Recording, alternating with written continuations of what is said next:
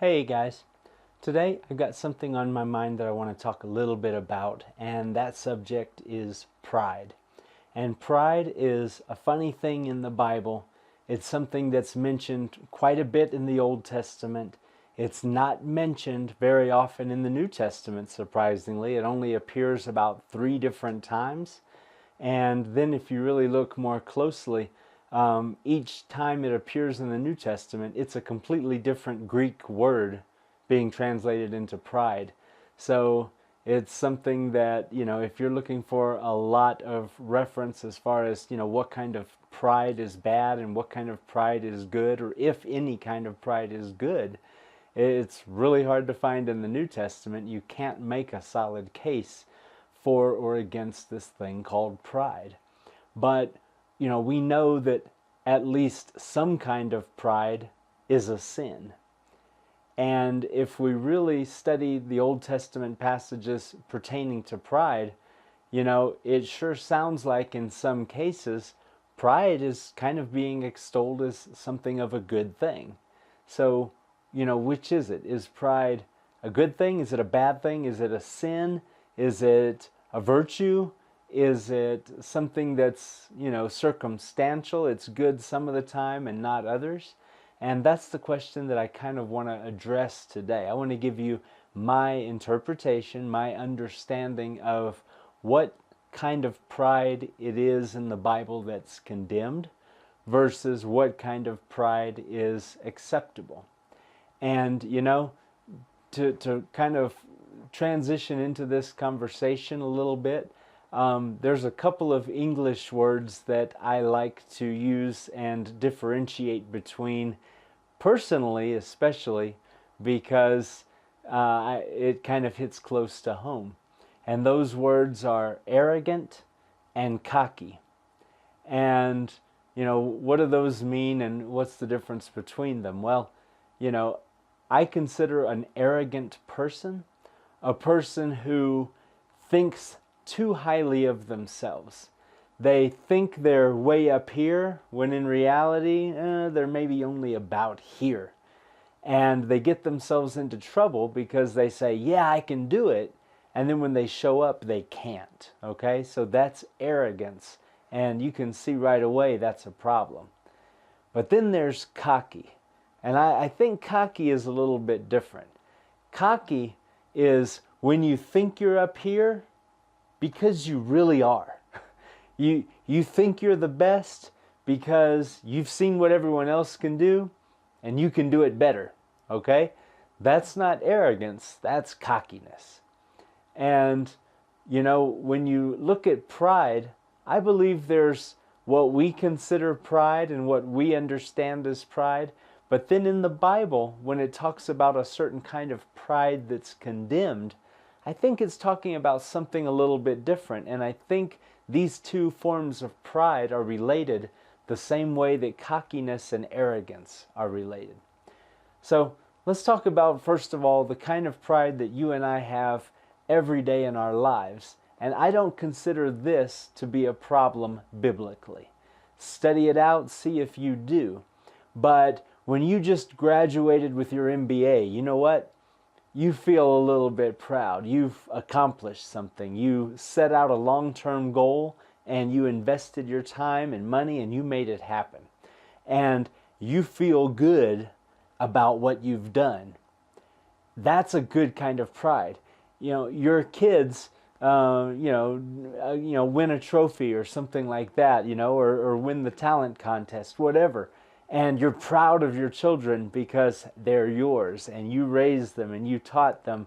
And now, you've seen them excel in life and you've seen them accomplish something that was important to them. And you feel pride as a parent. Guess what? That's a very healthy kind of pride. That's a good thing. So when you have pride and you feel good about the things that you've done, I think that's great, biblically speaking. But the kind of pride that's condemned in the Bible is when you feel good because you think you've done the things that your God has done. Okay? That's a different kind of pride. And you see, that's not kind of like cocky pride. That's kind of like arrogant pride. Now, you're not proud of what you've done. Now you're proud because you think you've done this, when in reality, you've really only done this. And the difference is, you're now taking credit in your heart for the blessings from above. So what happens, and why is this a sin, and why is this a problem? Well, this is something that happens to us once we've been living for Yahweh for a little while, once we've been in the way, once we've been living Torah. You know, He blesses us. He takes care of us. Things go well with us. What we touch, it turns to gold, and we see that, and it's awesome. And we read about this time and time again in the Bible, in our Old Testament. We see this example. Israel is blessed. Israel starts thinking, you know what? We're blessed because we're so great. And everything you see around us, that's the fruit of our labor. That's what we've done with our hands. And when we get into that mindset, then we start thinking, I've done this, so there is no God. I don't need any God.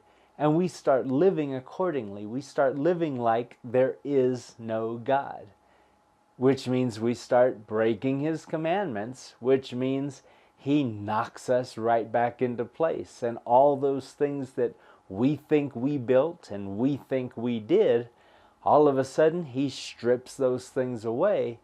And we realize, guess what? We're powerless. Without His blessing and without His providence, all of our efforts don't amount to a whole lot if we're His people living outside of His will. That doesn't work for Him, and obviously it's not going to go well with us. So that's the difference between healthy pride, the kind of pride that we feel every day, versus sinful pride. When I feel good about the things I've done, that's great.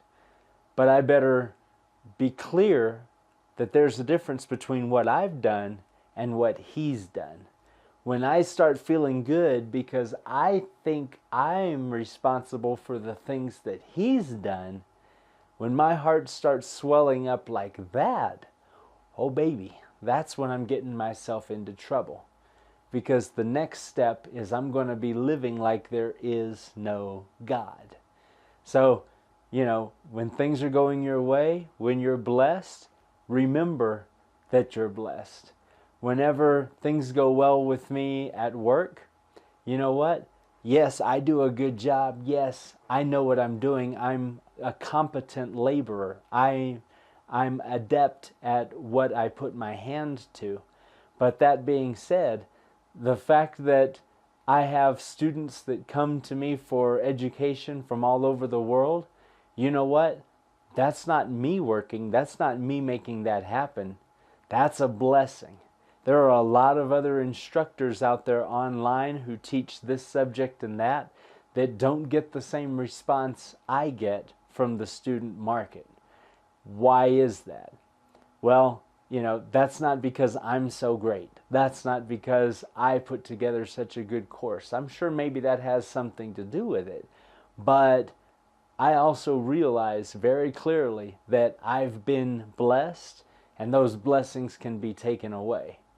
I'm happy to say, yes, you know, there are some things I can do well. There are some things I'm better at than most.